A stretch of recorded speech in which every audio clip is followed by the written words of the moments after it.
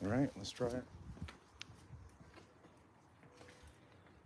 Hello and welcome to Connolly Outdoors first live stream. So we're trying to figure out exactly what we're doing here. Now I have done quite a few live streams previously with my Tim Connolly Drums channel, but this is my first Connolly Outdoors. So I got my computer here. If you have any questions or comments, I can see them and respond, and we'll just wait for a few people to come on in and we'll see how it goes.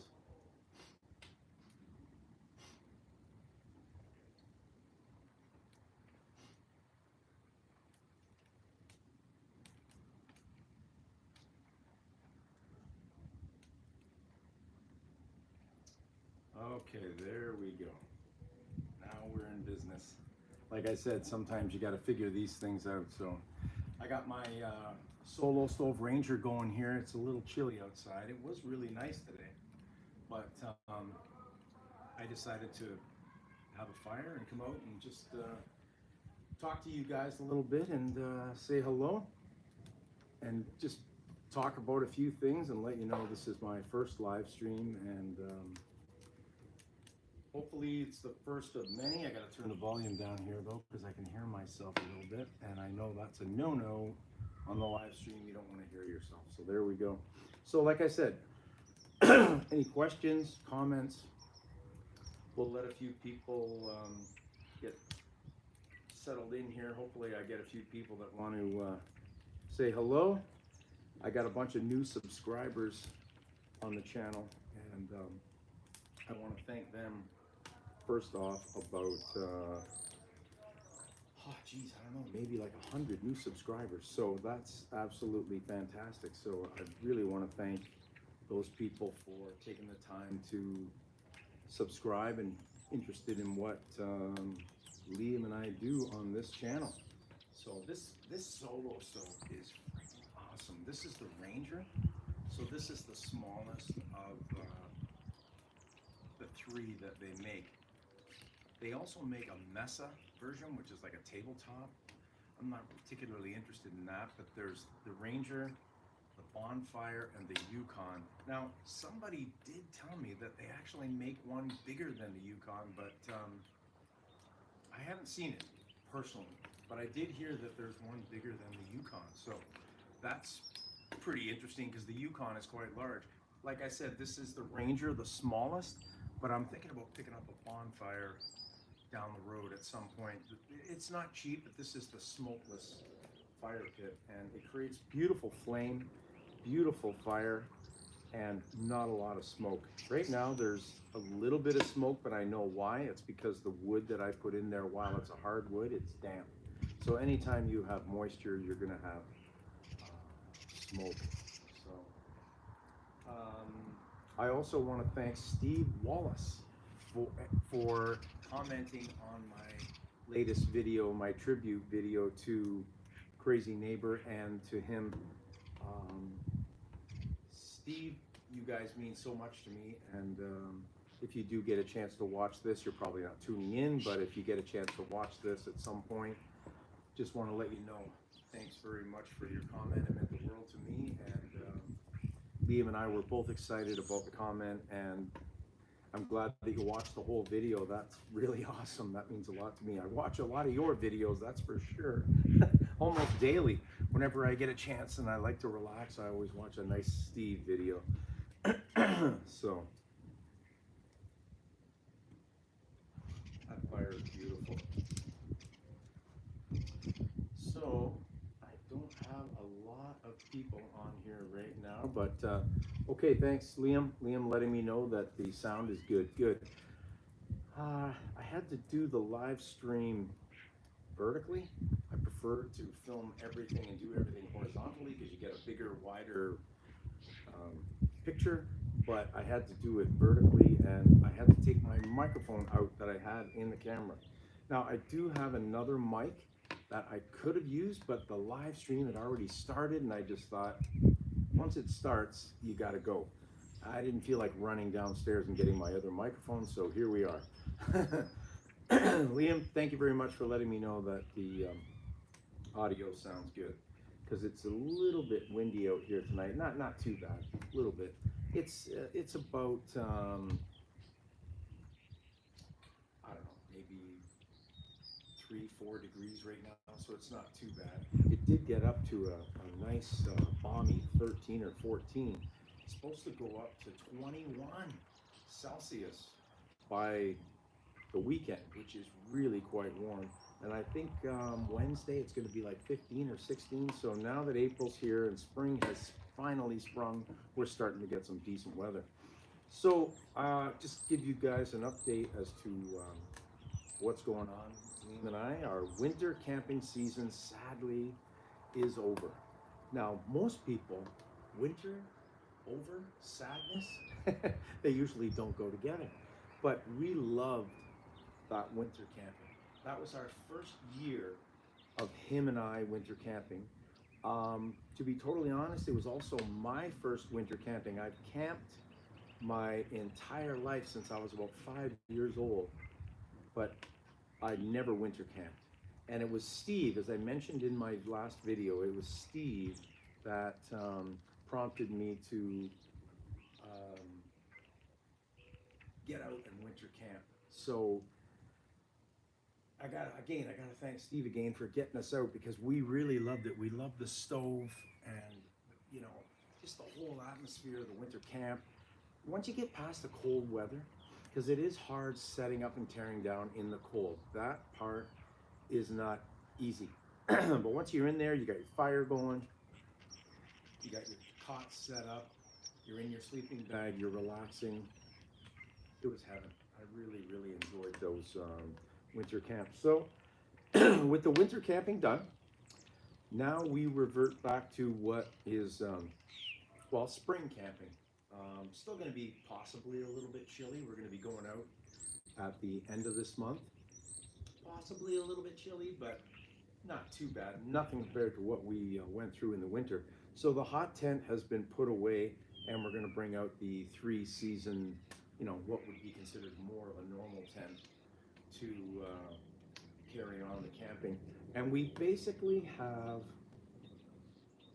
a camp a month, roughly. There might be in July and August a little bit more camping, but it all depends on schedules. Right now, I think we do have a couple booked in July and a couple booked in August, but for April, May, and June, I think we only have one each month, which I mentioned in my last video is typical, that just based on our schedule, usually about one a month is pretty much what we do. You know, some people like to get out weekly. Some people seem to be out there constantly. I love camping, but I don't want to be out there constantly. Ideally, down the road, probably the most I could possibly do is 2 a month. But there's always live streams like this. There's always gear reviews. There's always maybe a hike. There's other things. But the actual camping, I'm trying to target once a month. That is the plan for the time being. We've just got so many things going on, and it just gets even busier as we move into warmer weather. Now, most people enjoy camping in warm weather. I, of course, do as well, but I don't like extreme humidity, which is sometimes what we get here in the summer camping. The mosquitoes, black flies, deer flies, and extreme humidity. That's not too much fun. But once you get past that with some DEET and spray and whatever you use to get rid of the flies and the mosquitoes and whatnot, once you get past that, then usually the camps are you know, very, very encouraging. Now, another thing is, I would like to see, Liam and I are trying to get my daughter to also come out. If you watched my recent hike video, George Lake hike, Emma was in that, and she's not really a huge camping fan. I'm working on her, and I'm trying to get her to come out with Liam and I. Traditionally, she'll come out once. So maybe in July, when it's nice and warm, we can get her out and she can join Liam and I. Let me tell you, I do not have to talk Liam into going camping. Just the opposite. He has to talk me into it sometimes just because we got to work around our schedules. We're just so darn busy. And we just try to get out there as much as we can. And we're hoping that Emma will join us. So, oh, Liam, you can hear me clearly. That's great. And the birds too. Well, that's fantastic. We're outside. I can hear a few birds around. There's not too many here in the backyard. There was a lot of robins around here. Over here, I know you can't see it, but over here, I have a gondola barbecue thing, and up in one section of it is a robin's nest, and I think they built it 3 years ago, but they keep coming back and using it every year. I don't know if it's the baby that keeps coming back and using it each time, or it's a new mom. I'm not sure, but we have a beautiful nest over here, and that nest is it's so funny because I'm barbecuing. It's a barbecue station right over there, and I'm barbecuing, standing over there, and I can look up and I can see Mom, and she's just eyeing me, but she's not afraid to be up there. Now we don't bother her, obviously. I get concerned a little bit about her when the barbecue's on with the heat and the smoke and the smells and stuff, if it's going to really disturb her. But for the most part, she seems to be fine. They're not there yet, but there was about 5 or 6 of them around here today. It was like Robin City around the backyard here today. So I have a feeling they're scouting the place out. I might put some more wood on this. Yeah, I gotta put a little bit more wood in this here. Ranger? Yeah. If you don't have a solo stove, and please keep in mind, I'm not paid by this company in any way, shape, or form, but it is great. I love this thing. I want to get a bigger one, the Bonfire. I think the Yukon might be, I don't know. The Yukon might be a little bit too big, I'm not sure, but the Bonfire would be perfect. The only complaint I have about the Ranger is that sometimes if you have bigger logs, they just don't fit in here. But easily solved with an axe or a saw or a chainsaw or whatever. Just cut the wood down a little bit and then it fits in. It's easily solved. But it is convenient when you have a piece of wood and it just fires right into the Ranger just like I just did. The Bonfire, you don't have that issue.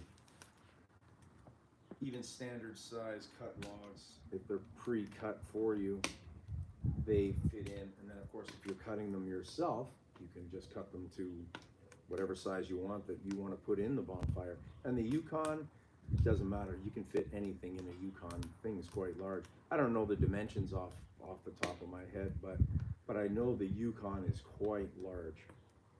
There's no doubt about that. So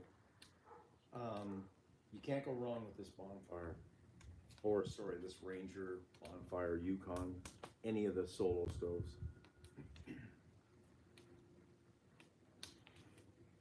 Now, some people have said it doesn't give off a lot of heat coming this way.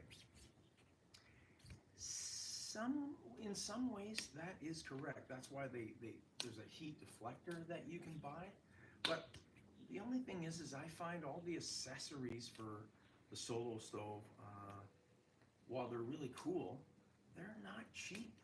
The whole thing to get all the accessories, I mean, you're talking in the thousands, to be totally honest. Probably with obviously the size, the Ranger being small, Bonfire being medium, Yukon being large, each size, some of the accessories that are directly associated with the stove itself, they are priced based on the size. So the Ranger bottom piece that it sits on so that it doesn't heat up your patio, if you had a wood patio, for example, there's a piece that sits underneath it here. Well, you know, that was $65 or something for the Ranger, and it just goes up from there depending on if you're using the Bonfire or the Yukon. So the accessories can be costly. They got everything accessory wise. It's actually incredible. But I was saying about the heat deflector. If you stand up and stand over it, it gives off a lot of heat. If you're standing up and over it, a lot of heat. Like I can feel a lot of heat. Sitting down here, I can feel some heat, but not a lot. Obviously, excuse me, with the deflector on it, it hits the shield and the heat moves this way, so or that way. So you're gonna feel a lot more warmth from that. Personally, I don't like to get too hot when I'm around these things. I mean, I don't sleep with any blankets on. I like to be cool all the time. That's why the winter camping, and I'm Canadian. Our climate is cold a lot of the time. You get used to being cold, or at least not liking extreme heat. I don't function that great in the summer with extreme heat that we sometimes get here. I'll tell you a funny story. My son-in-law he's in the military, and he was in Afghanistan, and he was on a tour of duty over there. And he told me a story where he told some of the Afghanistan soldiers, because they were there on a training missions, Canadian soldiers were there training Afghanistan soldiers, or I'm not exactly sure who, but people that live there anyways. And he said that Canada can be as cold as -60, which it can be in some places, and as warm as +40, maybe even a little bit hotter, 40 +42 again, depending on where you are. So how does a country fluctuate in temperature from -60 Celsius to +40 Celsius? Well, we do. They didn't believe him. They said that's impossible. There's no way. But they don't know, because they're living in a country where the temperature only fluctuates by a small temperature range. They don't have seasonal weather compared to what we have. Like, they may have colder weather in the winter and stuff like that in the mountains, but I mean, generally speaking, a lot of Middle Eastern countries are pretty warm year round. They don't experience cold like what we would experience here, or what other countries that are on the same latitude as Canada experience. And I just thought it was funny that they thought he was just making that up. But if you live in the northern US and you live in Canada and you live in, like I said, other places that are on the same latitude, in Europe, for example, you know that it's possible to go from extreme cold to extreme heat. And I actually prefer the cold. I mean, I like nice weather. I enjoy warm weather, but I just function better in cooler weather. When it's July here and it's 35 degrees out, whoa, and it's super, super humid, I got a pool right over here, and that's where I head into that pool, because that thing was the best thing I ever did, was buy that pool and get it installed. It's a beautiful, beautiful pool. Kids love it. So just wanted to give you guys a quick update and say hello, and just see how this streaming thing goes for Connolly Outdoors. Now, my other channel, which is Tim Connolly Drums, that's what I do for a living. I bang on things and play the drums. That channel, I've done many, many live streams. I haven't done one for a while. I think I should do one soon. Usually when I do a live stream there, I'm not just sitting and talking, I'm actually teaching and playing the drums, and or on a drum pad teaching technique stuff or whatever. So I am familiar with the camera, talking in front of the camera. I've had that drum channel 14 years, 15 years, 15 years. I only got monetized on that drum channel though a few years ago. It took me forever to get monetized on that channel. Now, I found out from YouTube, there's hundreds of millions of YouTubers. there's 8 billion people in the world, and almost everybody's got a YouTube channel, it seems. So we're talking about hundreds of millions of people with YouTube channels, and only 3 million in the entire world are monetized. So it is not easy to get monetized. So I do have a monetized channel, and I'm trying to get this channel monetized. Now, you have to meet certain requirements to get monetized. So the requirement is to actually make money, you have to have 1,000 subscribers and 4,000 watch hours. To be able to receive money like gifts from people, if somebody wanted to make a donation to me or something like that, you have to have 500 subscribers and 3,000 watch hours. Now I have about over 10,000 watch hours, probably even more. Last time I checked, I haven't checked it recently. Last time I checked, I think I had over 10,000 watch hours. So I've more than met the criteria for the watch hours, which is usually the most difficult thing to get.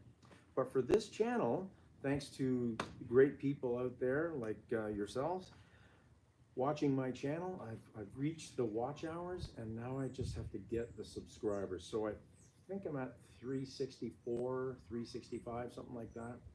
So my next, of course, my first target is 500, which I'm not too far off. And once I get to 500, then the next target, of course, is the big target, which is 1,000. And then once you get to that point, you can apply to YouTube and get yourself monetized and make money doing something that you really, really enjoy, you know. And being a drummer, for a career, I can tell you that there's nothing better than doing something you enjoy for a living, making money, and doing well. A lot of people really struggle working as musicians. I made it a lifelong goal. I'm almost 59 years old, and I've been playing drums since I was 7, and I've been playing professionally since, well, my first professional gig I was 14. But in truth, playing professionally wasn't until I was in my 20s and after I completed music school and all that stuff. But I never gave up. I never gave up. Despite so many hardships, so many people telling me, you're never gonna make a living as a musician, you know. They would laugh at me when I would tell them I'm gonna be a rock star someday. And I never gave up. I never gave up. I kept going, I kept going. I studied with some of the best musicians in the world. I went to some amazing music schools. I went to 2 different music schools. I got myself educated, understood music, and got highly trained as a musician. And then things started happening for me. I started meeting people and things started happening. And did I actually become a rock star? No. Did I make a living? Am I able to make a living as a musician? Yes. I can make a comfortable living, but I am no rock star. I have played in bands that were quite successful, but in terms of being a rock star, no. And you know what? I don't care. I don't care about being a rock star. I don't care about fame. I'm just extremely happy that I'm able to do in my life something that I really enjoy and makes me happy. When I'm on stage, I'm in my office. Behind that drum kit, that's my office. When I'm teaching drums and I see my student so happy that they learned something new and that I was the one responsible for showing them, that makes me extremely happy. And if there's one thing that I learned from my drum teacher, Dom Famulero, is that if you're happy and you're making people happy around you, that is the true gift that you know, you're taking your gift, which is being a musician, and you're showing others your talents and your gift, and they're happy. They love to see you play, they love to learn from you, and they love to teach, or sorry, be a student. You've made it, man. That's being a rock star. Being a rock star, you know, it's not necessarily about money and touring the world. It's how you affect people and how you affect people's lives. So my goal as a musician is to impact people's lives as positively as I can. And I've taught thousands of drum students in my life, thousands and thousands. So you guys get to find out a little bit about me today. So if you want, I don't see any comments here or anything like that. So I just went on here really quick. I did not announce it. I think I gave myself, I think it was a half hour, 35 minutes. And I got things set up, and then I just decided to get things rolling and see what was going to happen for this. So I've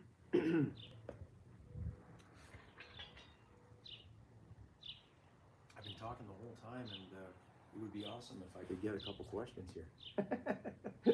Liam, give me a question. If he's watching, he's probably not watching now. So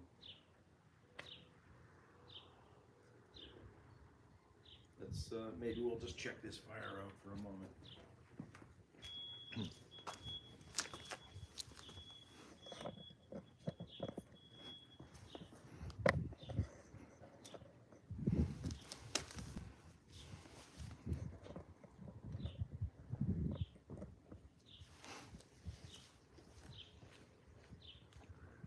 Oh yeah, I can see the shot, so maybe I should have done that shot right from the beginning. Living and learning. That fire looks cool like that. Yeah, that looks really cool. So as I was saying earlier, we've got some camping videos coming up. Maybe some gear reviews, maybe some hikes. I do a little bit of that. I try to focus more on the camping if I can, because that's what I enjoy. I enjoy watching campers getting out camping and stuff, and hopefully you enjoy watching that too. But you know, the odd gear review, the odd hike, just getting out in nature and stuff is really awesome too. So anyways, I'm going to enjoy this fire. I'm going to enjoy the evening here, and for those of you that did tune in, not a lot of people tuned in here. That's okay, no big deal. It's my first time doing this, so I wasn't expecting a lot. Plus, I only gave you guys 35 minutes notice, so you would have had to just happen to catch this. So anyways, thanks very much for tuning in, and I'm just going to enjoy this fire. I might get something to drink, though. I'm starting to get a little thirsty. Next time I do a live stream, I think I'm going to do I'm going to cook a dehydrated meal. I have a tripod with a screen that I can put right over top of this, and I can cook. I'm totally full right now. I wasn't interested in cooking a meal right now because I had cooked hamburgers for dinner, and I'm too full to be cooking any meals right now. But I think next live stream, I am going to set up the tripod, and I'm going to cook with you guys right here. I think that's an awesome idea. Next time. I mean, the live streams are fun. One thing I always say about live streams on my drumming channel is when I'm playing the drums and I'm playing live, it's like I'm playing a gig. It's like I'm playing live. It's like a performance. Because if I make a mistake, the whole world sees it. I don't care. I really don't care. We all make mistakes, except for Neil Peart from Rush. I've seen Rush a number of times. I never saw Neil make any mistakes. Brilliant drummer.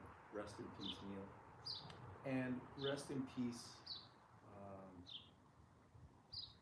Crazy Neighbor. Very difficult. Another guy I wanted to talk about, actually, before I kick out here today, is for those of you that follow Hobo Shoestring, very sad to hear about him being found deceased in the lake in behind his house where he lives in Johnsonville, Tennessee. I can't remember the lake. It might be Boone Lake. Correct me if any of you happen to know, but I think it's Boone Lake that was in behind his home, and he was a very successful YouTuber. And Hobo Shoestring was last seen walking to his home on his neighbor's camera. and then he disappeared, and nobody knew where he was, and everybody was out trying to find him, and the whole YouTube train community was trying to find him, his family, his closer friends, and of course the police, etc., etc.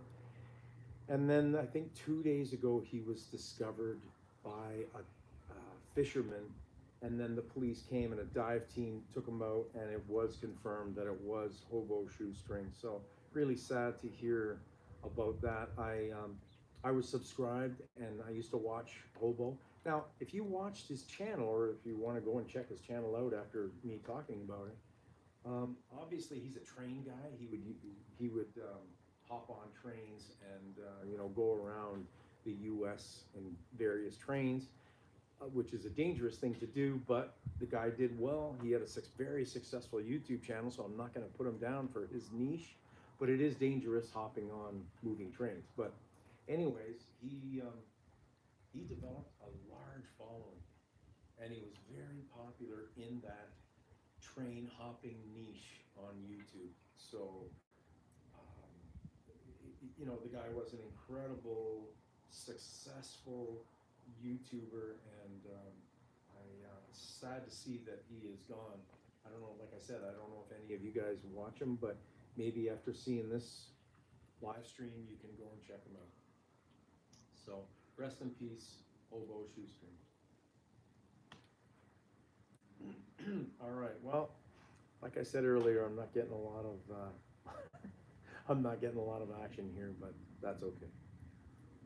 No worries. I just want to thank the 5 or 6 people, whatever, that did show up and tuned in for a few minutes. I think maybe next time I'm going to give a little bit more advance notice, like what Tony does on Random Adventures. He gives, well, first of all, Tony does a Sunday. I'm going to go watch him probably tonight. I think he starts at 8 o'clock. Tony at Random Adventures does a live stream every Sunday. I can't do a live stream every Sunday. My live streams are kind of random, just when I have a moment where I can actually sit down and just talk to the camera and respond to chat on my computer here. But that guy does a weekly thing, and that seems to work for him. So, whatever works for you. It's not going to work for me. I just do this randomly. But I think I will give advance notice next time, so that more people can be prepared to, make arrangements for whatever you got to do to be able to tune into my live stream and comment and, just see what's going on in Connolly Outdoors land. So, thank you very much for watching, and stay tuned. We got camps coming, and we're really excited about it. So, thanks very much for watching, and I'm going to end this live stream now, and I'm just going to enjoy the fire.